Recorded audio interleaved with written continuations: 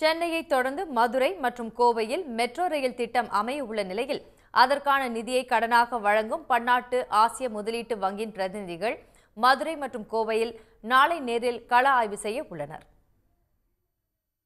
மதுரையில் திருமங்கலம் முதல் ஒத்தக்கடை வரை 11,368 கோடி ரூபாயில் 32 கிலோமீட்டர் தொலைவிற்கும், கோவையில் உக்கடம் முதல் கோவை விமான நிலையம் வரை 20 கிலோமீட்டர் தொலைவிற்கும், கோயம்புத்தூர் ஜங்ஷன் முதல் வலியம்பாளையம் பிரிவு வரை 14 கிலோமீட்டர் என 2 வழித்தடங்களில் 38 கிலோமீட்டர் தொலைவிற்கு 10,740 கோடி ரூபாயிலும் முதற்கட்ட மெட்ரோ ரயில் திட்டம் செயல்படுத்தப்பட உள்ளது.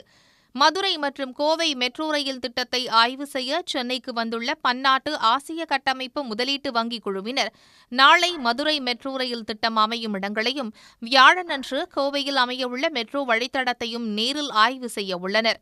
வங்கி பிரதிநிதிகளின் நேரடி ஆய்வுக்கு பிறகு வரும் வெள்ளிக்கிழமை தமிழக நிதித்துறை செயலாளரை சந்தித்தும் ஆலோசனை மேற்கொள்ள உள்ளனர்.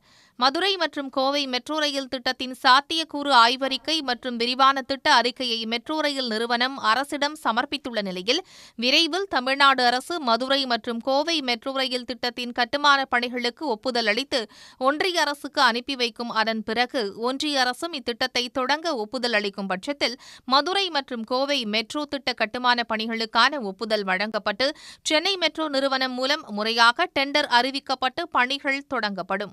உடனுக்குடன் செய்திகளை தெரிந்து கொள்ள சன் நியூஸ் பெல் ஐகானை கிளிக் பண்ணுங்க.